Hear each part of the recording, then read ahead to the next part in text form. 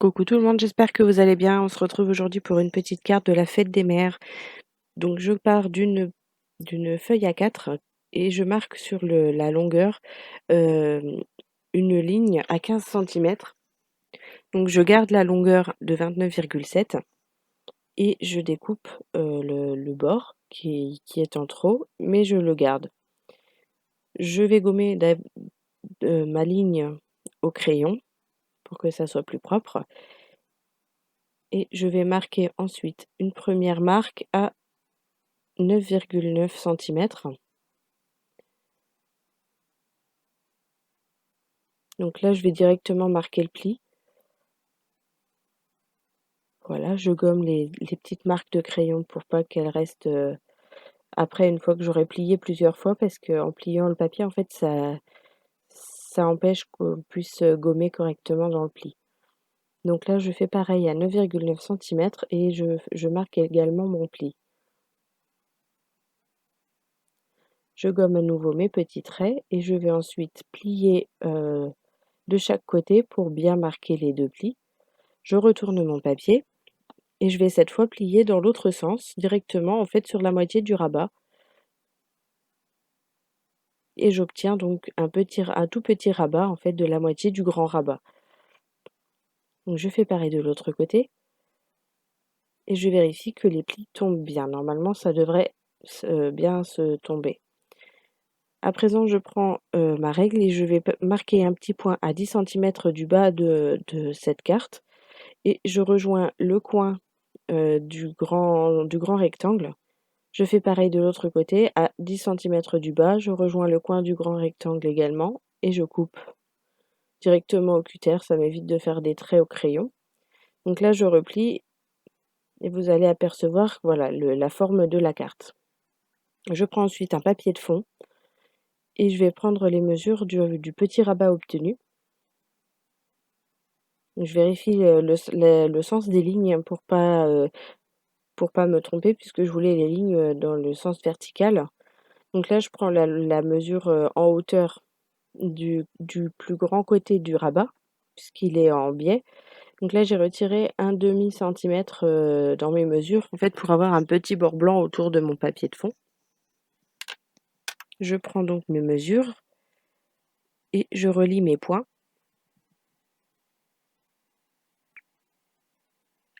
Je découpe la forme ainsi obtenue. Comme j'ai marqué mes lignes sur l'envers du papier, j'ai pas besoin de gommer. Je vous conseille d'ailleurs de toujours faire comme ça, hein, dans la mesure du possible. Mais bon, je pense que je ne vous apprends rien. Donc je prends un papier brouillon, j'en colle ma première partie, je viens la coller sur son emplacement.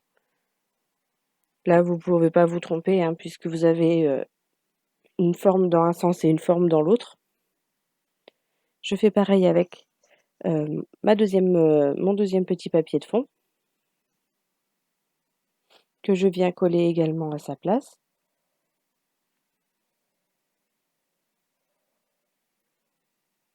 Donc je vérifie toujours pareil que ça plie bien.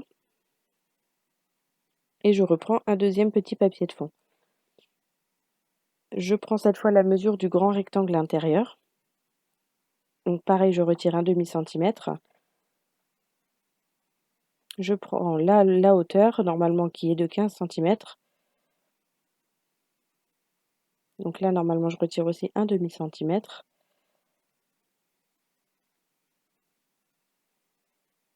Et avant de découper, je vais marquer un cadre à l'intérieur de ce rectangle obtenu, en fait, pour n'avoir vraiment qu'un cadre dans l'intérieur de ma carte. Et là, le milieu est blanc, comme il sera évidé, du coup, on aura la base de carte, en fait, en guise de fond.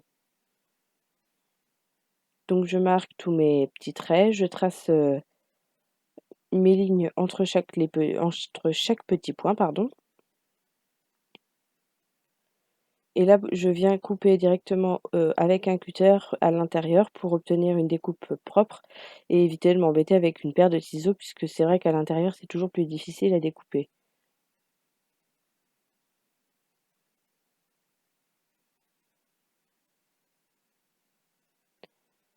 J'en profite pour découper la grande partie avec mon cutter et ma règle. et je découpe avec mes ciseaux le petit morceau qui reste pour éviter de déchirer en fait, quand c'est pas très grand comme ça, le papier souvent, avec le cutter, ça a tendance à déchirer un petit bout. Je reprends mon papier brouillon, je reprends ma colle en stick et j'en colle tout mon papier et je viens le coller à l'emplacement, que j'ai choisi, hein, donc à l'intérieur. Toujours pareil, j'ai mis mes lignes dans le sens vertical, mais bien sûr, vous mettez le papier que vous voulez à l'intérieur, hein, il n'y a pas de restriction. Vous faites, au goût de la personne à qui vous allez l'offrir, en l'occurrence, moi, j'ai choisi les goûts de ma maman puisque c'est pour ma maman. Donc je mets de l'encre sur, un tampon Bonne Fête que j'ai depuis très longtemps, que j'avais acheté en magasin de bricolage et ensuite je prends des petits tampons alphabet et je commence par la lettre centrale de mon mot maman pour essayer de justement centrer un petit peu, sur mon emplacement.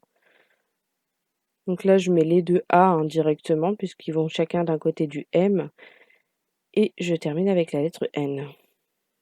Donc je vous ai même, montré comment écrire maman, c'est c'est fou. Une fois ceci fait, je prends donc ma chute de papier qu'il me restait, de la feuille que j'ai découpée, pardon. Donc je la cale sur le lignage qui est tracé sur mon tapis, j'aligne bien et je plie une première fois. Donc là, j'aurais pu ne pas le faire sur la carte, mais comme ça fait longtemps que j'en ai pas fait, je savais plus très bien, donc là, je viens découper le surplus de papier, hein, pour éviter d'avoir, en repliant une deuxième fois, en fait, pour éviter d'avoir trop d'épaisseur et que ça me gêne en pliant la deuxième partie. Donc là, cette fois, je mets à nouveau de la carte et je plie à nouveau. Donc là, j'ai laissé un tout petit peu de rab, mais à peine assez encore. Il faudrait rajouter un petit millimètre supplémentaire avant de plier pour que cette ceinture, du coup, pour fermer la carte glisse bien. Mais là, ça va, ça passe bien quand même.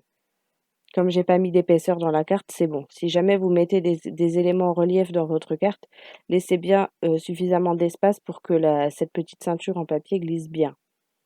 Donc une fois que ma colle est sèche, je vérifie, vous voyez que la ceinture glisse et ça se passe très bien. Donc j'ai mis le pli à l'arrière, enfin le raccord à l'arrière pour que ça fasse plus joli. Et là, je reprends ma chute de papier, une de mes chutes de papier, et je me dis que oui, c'est une très bonne idée. Donc au départ, j'avais marqué où est-ce que je voulais plier. Je mesure combien ça fait.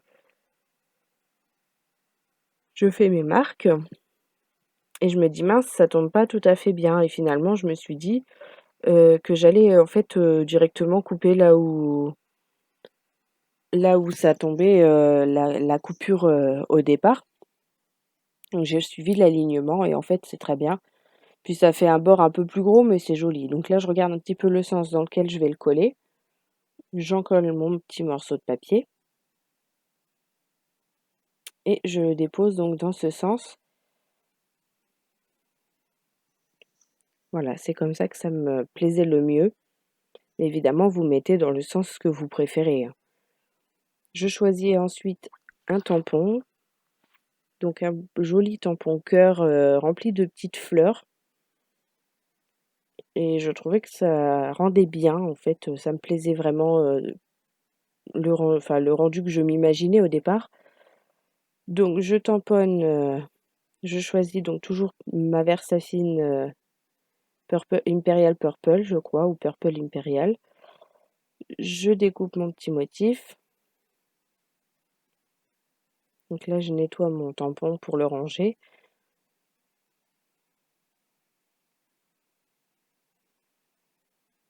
Et du coup, vous voyez également que mes pochettes de rangement pour tampons, se portent plutôt bien et que les adhésifs collent toujours à peu près. Le tout, c'est de bien les refermer au fur et à mesure, ça les préserve, et ça évite que la poussière se colle sur l'adhésif et que du coup, au bout d'un moment, il colle plus, quoi. Donc je mets de l'encre sur mon petit vélo. Je le découpe également, je le laisse encore un peu sécher parce que la Versafine est un petit peu lente à sécher. Donc là, je détourne mon cœur. Je laisse un petit bord autour, hein, parce que je trouve que ça fait plus joli et que ça ressort mieux. Et puis que c'est pas évident non plus à découper bien les contours, donc c'est plus facile en fait de détourer en laissant un petit bord. Et je fais de même avec le vélo. Donc je laisse peut-être 1 ou 2 millimètres autour, hein, c'est suffisant. Mais je trouve que c'est plus facile et ça évite de devoir trop détailler le découpage en fait. Donc je colle le vélo, je mets mon bloc acrylique dessus pour le maintenir bien à plat. Et pendant ce temps, je prends de l'adhésif mousse, double face en mousse 3D, et je mets plusieurs morceaux à l'arrière de mon cœur.